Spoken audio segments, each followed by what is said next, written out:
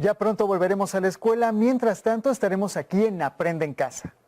¿Ya te lavaste las manos? Vamos con Ajolo listo para que nos explique cómo hacerlo.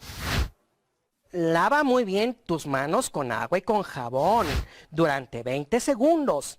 Y no olvides tus materiales para anotar las preguntas y actividades que se te piden, para que cuando acabe el programa puedas responderlas y hacerlas a tu ritmo. Aprenderás cómo se miden distancias reales representadas en un mapa.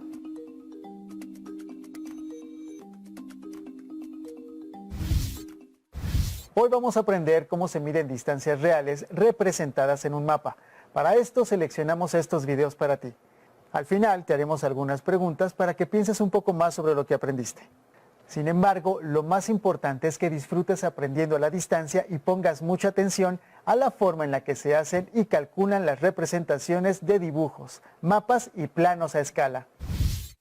¿Alguna vez se han puesto a pensar mirando un mapa cómo es que los hacían antes si no existían los satélites?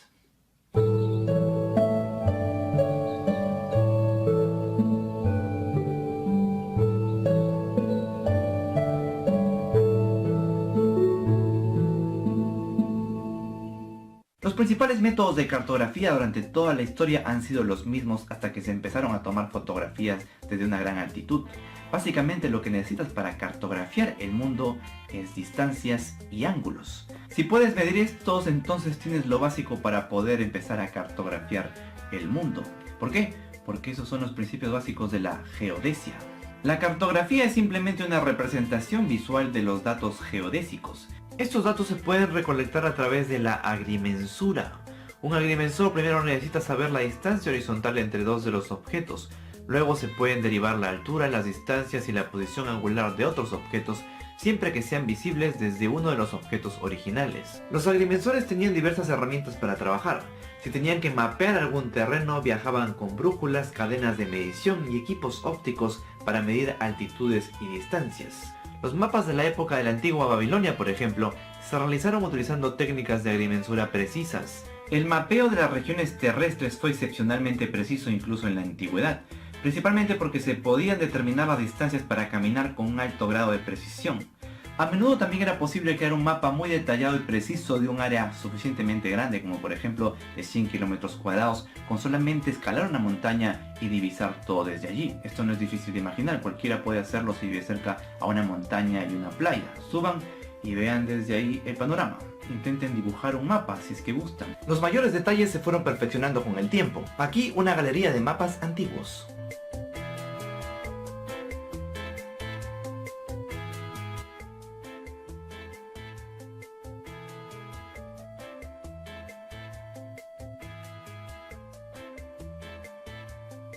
Aunque la mayoría de personas no necesitaban antes mapas para recorrer distancias que ya conocían que hacían a caballo o a pie, la cartografía era extremadamente útil para los viajes de marinos, ya que a menudo no había puntos de orientación para miles de kilómetros. Uno podría perderse fácilmente si no supiera cómo determinar su posición con suficiente precisión. Antiguamente la mayoría de los marineros utilizaban un método mucho menos preciso que se basaba en la medición de los ángulos de la luna y varias estrellas. Estas medidas se comparaban con los valores de un almanaque astronómico, determinando el tiempo en el meridiano de Greenwich y la distancia longitudinal con respecto a él. Para todos estos cálculos, por supuesto, era necesario tener en cuenta la curvatura de la Tierra. Los mapas del mundo comenzaron a ser muy similares a los que colgamos en nuestras paredes a mediados del siglo XIX. Sin embargo, se tuvo que esperar hasta el siglo XX que las regiones polares finalmente fueron completamente exploradas para tener un mapa completo. Esto ocurrió en 1932, cuando finalmente se trazaron las costas del archipiélago de la Tierra del Norte. A partir de ahí, los cartógrafos empezaron a quedar sin trabajo. No, mentira, todavía hay cartógrafos. Si bien no se toma mucha atención a la precisión en el dibujo ahora, más se le toma importancia al diseño gráfico. El cartógrafo moderno debe ser experto en tomar datos digitales brutos y transformarlos en un documento útil, preciso y atractivo. Ya sea que el producto final esté en papel o en la pantalla de una computadora, alguien más ya midió exactamente dónde están todas las características, qué tan separadas están, etc. Uno de los trabajos del cartógrafo de ahora es mostrarle al lector lo que necesita saber sin mostrarle nada en lo que no esté interesado. Tú puedes pensar, pero ya nadie usa mapas impresos en papel. yo sí los uso. De repente alguno de ustedes también. En caso de emergencia, siempre es bueno llevar un mapa en el auto cuando se va a excursión, por ejemplo. En caso de que se te caiga la señal, o de que se te baje la batería, o de que simplemente no tengas cómo arreglar el auto si se te ha averiado, ¿no? Además te puede servir como complemento para ubicarte mejor. Los cartógrafos también son necesarios para el diseño de mapas digitales. Alguien tiene que decidir que las carreteras en Google Maps deberían ser blancas y amarillas en lugar de rojas y negras, por ejemplo. O alguien tenía que decidir qué es importante incluir en el mapa y qué puede omitirse. La cantidad de mapas web solo está creciendo. Los cartógrafos de hoy hacen muchos mapas que pueden parecer un poco o mucho como Google Maps, pero tienen un propósito diferente, para un público diferente. Al igual que en muchas industrias, la tecnología ha reducido la cantidad de personas necesarias para fabricar un producto. Pero en el futuro previsible todavía necesitaremos al menos unos pocos cartógrafos de tiempo completo. Y para terminar les tengo una sorpresa. La cartografía no solamente se hace en la Tierra, también tenemos cartografía celeste, mapas estelares. La sonda espacial Gaia de la ESA, que está llena de instrumentación óptica avanzada, se lanzó hace unos años con un objetivo ambicioso: crear el mapa 3D más detallado y preciso de la Vía Láctea que jamás se ha construido. Recientemente, si están al tanto de las noticias científicas, enviaron gran cantidad de datos que incluyen cientos de imágenes, videos y documentos abiertos al público. El mapa no está completo aún, pero este es un primer paso, ya que muestra las ubicaciones precisas de casi 2.000 millones de estrellas de la Vía Láctea y unos 14.000 objetos que orbitan alrededor de nuestro Sol. El mapa demora un poco en cargarse para acceder a él, pero les puede llevar a algunos científicos toda una vida entenderlo. Si quieren buscar algo, ponen aquí y les muestran su ubicación. Sirius, Alpha Centauri, uy, Scuti. Por mí eso ha sido todo. Gracias por ver este video y hasta la próxima. ¿Habías pensado en cómo se hacían los mapas? A mí me pareció interesante ver los instrumentos y las técnicas que utilizaban para hacer los mapas. ¿A ti qué te pareció interesante? Para lograr esas representaciones que son tan útiles hoy en día, fue necesario que muchos especialistas trabajaran juntos. Un aporte fundamental de las matemáticas es determinar la relación que existe entre la distancia que está representada en un mapa o plano y su distancia o tamaño real, a lo cual se le denomina escala. En los siguientes videos podremos saber un poco más sobre la escala. Acompáñame a verlos. Hoy, en clase, Marcos ha estudiado las escalas. Por eso sabe que todo lo que se encuentra a nuestro alrededor puede representarse a mayor o menor tamaño, respetando la proporción de las medidas del objeto original. Marcos ha aprendido que esto es posible gracias al uso de las escalas. La escala es la relación matemática existente entre las dimensiones reales de algo y las dimensiones de su reproducción. A Marcos le encantan los mapas y planos, por lo que la aplicación cartográfica de las escalas le ha llamado mucho la atención. En los mapas y planos, la escala indica la relación entre las dimensiones del dibujo y las dimensiones reales del lugar representado. Según las necesidades del mapa o del plano, los lugares pueden representarse a tamaño real, reducido o ampliado. Si el lugar es representado a tamaño real, hablamos de una escala natural. Si se representa a tamaño reducido, se ha usado una escala de reducción. Y si la reproducción del lugar es ampliada, se ha utilizado una escala de ampliación para representarlo. En cartografía, lo más común es el uso de la escala de reducción. Marcos también ha aprendido que existen diferentes formas de representar las escalas que se usan en los planos y mapas. La escala numérica indica la relación entre el valor de la representación y el de la realidad. Para separar ambos valores se usan los dos puntos. Normalmente estos valores son expresados en centímetros. En este caso, una unidad representa 100 unidades. Por lo tanto, un centímetro del mapa representa 100 centímetros de la realidad, es decir, a 1 metro.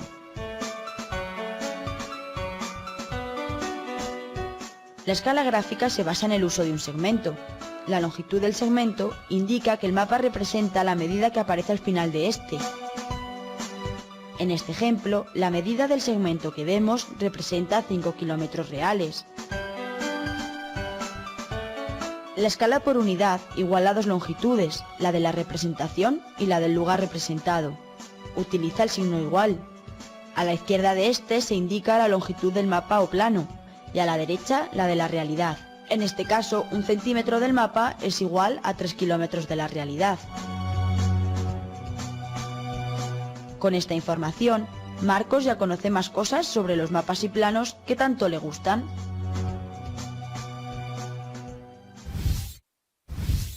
Hola a todos, soy Susi y bienvenidos a mi canal. En este vídeo vamos a trabajar con escalas, mapas y planos, así que vamos a ello.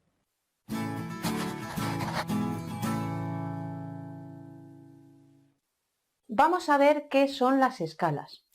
Cuando, por ejemplo, tenemos una silla, como en este caso, una mesa o un armario, o, por ejemplo, queremos hacer una construcción y tenemos que hacer dibujos sobre esos diferentes objetos, edificios o lo que sea, lo vamos a hacer el dibujo más pequeñito, en un plano, ¿verdad?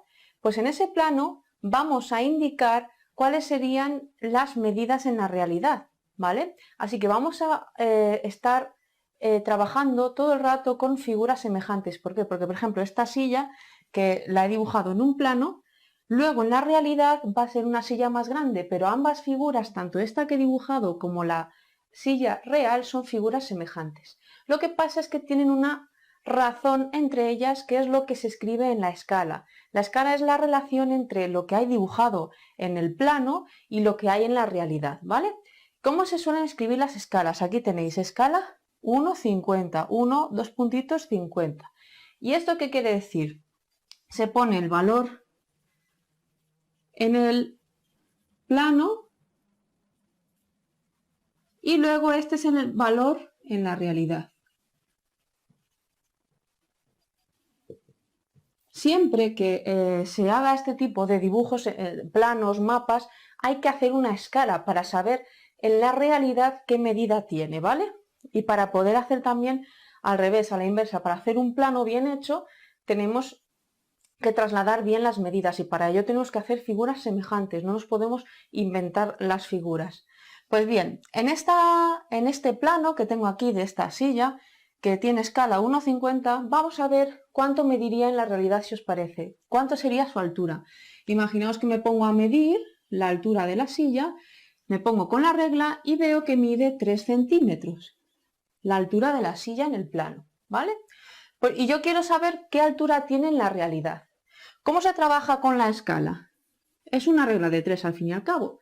Ponemos aquí en el plano y en la realidad. ¿Vale? Vamos a hacer una regla de 3. Pues bien, vamos a escribir primero la relación que viene en la escala. 1,50. 1 quiere decir que lo que sea, centímetro, metro. Yo como aquí estoy en un plano, normalmente voy a medir en centímetros, pues en mi caso voy a trabajar en centímetros, ¿vale? Pues 1 centímetro en el plano van a ser 50 en la realidad. Eso es lo que establece mi escala, ¿vale? Siempre se pone la escala y ahora vamos a ver el dato que tenemos y el dato que queremos hallar. ¿Qué dato tenemos? Que mide 3 centímetros en el plano. Pues pongo, si tengo 3 centímetros en el plano, ¿cuántos centímetros va a ser en la realidad? Y ese es mi problema, ¿vale? Pues bien, si yo realizo esta regla de 3, ya sabéis, se pone fracción igual, fracción y despejamos la x. X va a ser 3 por 50 entre 1, 3 por 50 será 150 centímetros en la realidad.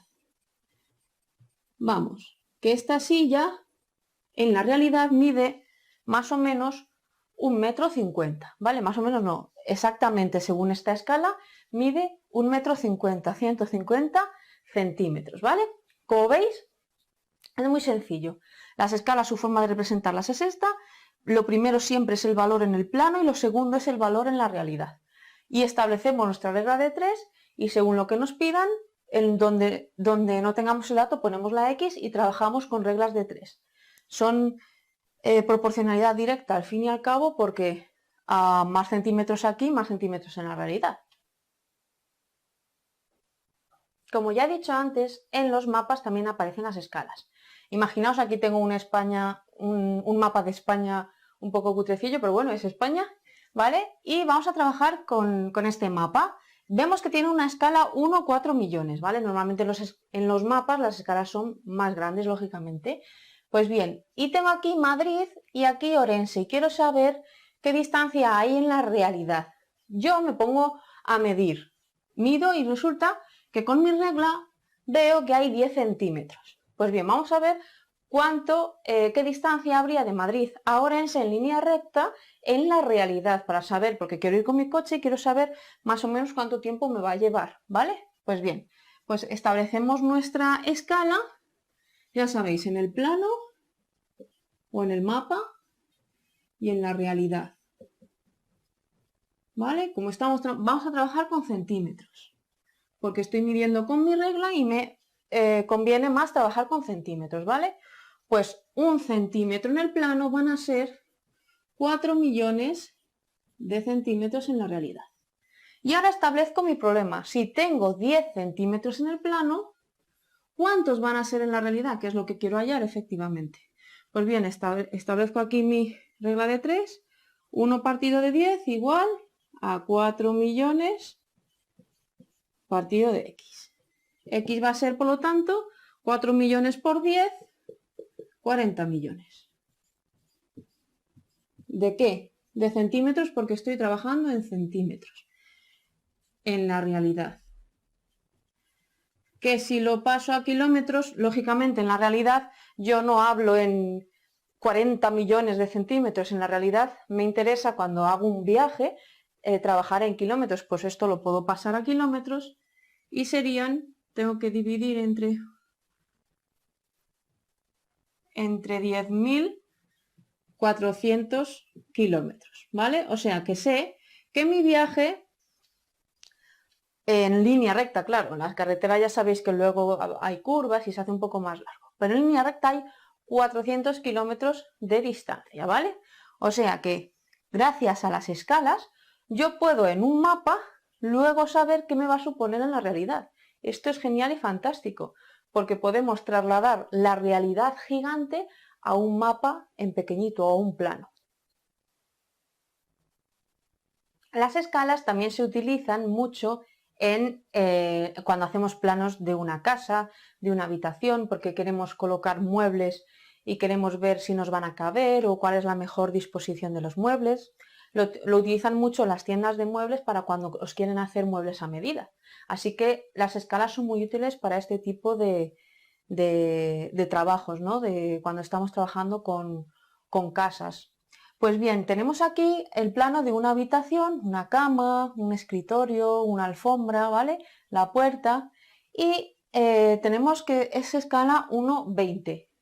Y vamos a ver el caso contrario, que nos dan, sé cuánto mide en la realidad el largo de la habitación, mide en la realidad 5 metros, porque me he puesto a medirlo, imaginaos, ¿vale? Y quiero hacer un dibujo exacto en esta escala, ¿vale? Entonces, ¿cuánto tendría que medir en mi dibujo el largo? ¿Cuántos centímetros tendría que medir, ¿vale? Pues bien, si mide 5 metros de largo y la escala es 1,20, vamos a establecer nuestra regla de 3 en el plano y en la realidad. La escala es 1,20, pues quiere decir que 1 centímetro o metro en el plano va a ser 20 en la realidad, ¿vale? Vamos a decidir con qué unidades queremos trabajar, ¿vale? Si os parece, como el dato lo tenemos en metros, el dato que nos dan, que son 5 metros de largo, vamos a trabajar en metros, ¿vale? Así que 1 metro en el plano va a ser 20 metros en la realidad. Si tengo 5 metros de largo en la realidad, 5 en la realidad, por eso lo pongo aquí en esta columna. ¿Cuántos van a ser en el plano? Es lo que quiero saber. Establezco mi operación. Despejo la x y x va a ser 5 partido de 20, que es, si simplifico, puedo dividir arriba entre 5 y me da 1 y abajo entre 5, 20 entre 5 me da 4. Un cuarto si lo paso a decimal, 0,25 metros, como estamos trabajando en metros, en el plano. ¿vale? Porque mi X está en el plano. Entonces lo que me dé la X son 0,25 metros en el plano. Lógicamente, cuando dibujo en el plano no dibujo en metros. No dibujo ahí un plano, ¿vale? Dibujo en centímetros. ¿Cuántos centímetros van a ser? 25 centímetros, ¿vale? O sea, que cuando yo me ponga a dibujar mi plano en esta escala, tengo que hacer que el largo, porque me preguntan el largo, mida 25 centímetros. Y así seguiré esta escala exactamente, ¿vale? Ahora es momento de anotar las preguntas y actividades para que terminando el programa las pueda responder tranquilamente. Después de ver estos videos y para practicar un poco, hagamos el siguiente ejercicio. Imagina que vas a hacer un viaje en carretera para llegar de Mérida a Yucatán a Ciudad Victoria, Tamaulipas. Entre ambas ciudades hay 1.745 kilómetros y la escala en el mapa es de 1 a 100.000.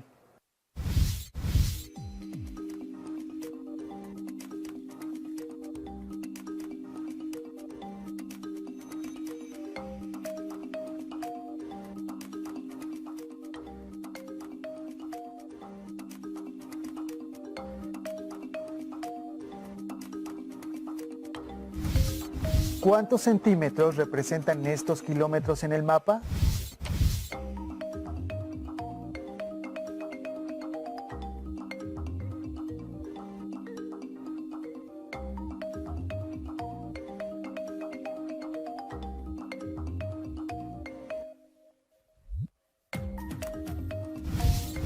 En tu Atlas de Geografía del Mundo puedes encontrar otros mapas con los que podrás seguir descubriendo la distancia real entre dos lugares.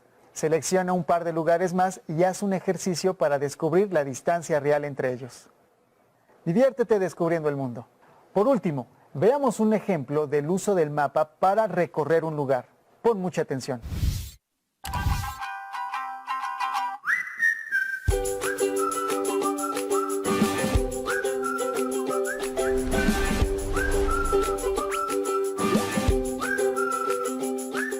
Vamos a aprender a ir al campo orientándonos con un mapa y una brújula.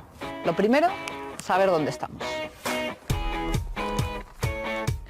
Luego buscaremos el norte con la aguja de la brújula. Haremos coincidir el norte del mapa con el norte de la brújula y así ya tendremos el mapa orientado.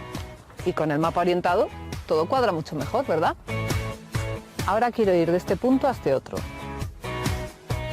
Pongo la brújula con la línea de camino paralela a la dirección que quiero tomar. Giro el limbo móvil de mi brújula para que la flecha del limbo esté mirando al norte, paralela a la cuadrícula del mapa, que en España siempre indica el norte. Y girándonos nosotros, haremos coincidir la flecha del limbo móvil con la aguja magnética y caminaremos hacia donde nos indica la flecha de camino de la brújula. Cuando empecemos a andar, es mejor consultar a menudo el mapa, sobre todo en cada cruce de caminos. Aunque algunos es posible que no salgan. No hay que olvidar que el mapa es una representación simplificada del territorio. Lógicamente, el territorio es mucho más complejo que un mapa. Para comprobar que vamos por donde queremos ir, es útil revisar los caminos y sus cruces, pero también mirar si vamos subiendo o bajando por el camino. Si hemos pasado una vaguada o un collado o parte alta, elementos como edificios o fuentes que tenemos cerca, redes de alta tensión, si están en el lado bueno del camino. Por eso, conviene estar familiarizado con los símbolos del mapa. Pero si a pesar de todo no nos hacemos con mis amigos el mapa y la brújula, siempre nos quedarán las apps. Haber empezado por ahí. Se puede utilizar la aplicación Mapas de España, que está muy bien para salir al campo y no perderse, aunque hay otras. Cargaremos el track que previamente hemos bajado de una página de rutas, del centro de descargas del CENIG o que nos haya pasado alguna amiga o amigo. Conectaremos el GPS del móvil. Recomendamos ponerlo en modo solo GPS para que no gaste datos y ahorre batería. Y si la ruta va a ser larga, mejor ponerlo en modo avión para optimizar el gasto de batería. Para evitar que la falta de cobertura perturbe nuestra ruta, también es conveniente descargarse el mapa previamente para que esté disponible offline. Y ya es hora de seguir la ruta que hemos cargado.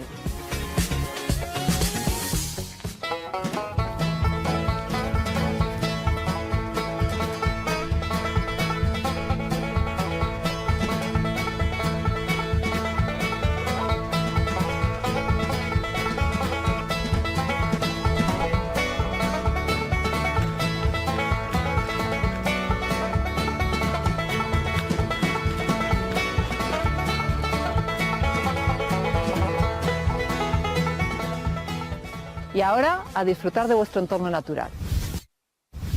Platica con tu familia si ellos han usado los mapas para buscar o ir a algún lugar. ¿Qué mapas utilizaban? ¿Cómo lo hacían? ¿Alguna vez se perdieron? ¿Aún conservan alguno? Si tienes un mapa de tu comunidad en casa, explóralo. Trata de ubicar algunos lugares cercanos a tu casa, como tu escuela o la casa de algún familiar, y calcula la distancia que hay entre tu casa y ese sitio. ¿Cuál es la mejor ruta para llegar? No olvides mirar la escala del mapa para hacerlo.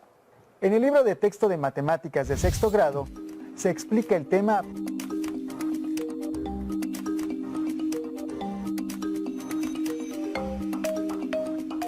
Recuerda que puedes buscar en tu casa otro libro sobre el tema, o si tienes internet, también puedes obtener información de ahí. Así podrás saber más. Si no cuentas con estos materiales, no te preocupes. En cualquier caso, platica con tu familia sobre lo que aprendiste. Seguro les parecerá interesante y podrán decirte algo más. Recuerda también guardar en tu carpeta de experiencias tus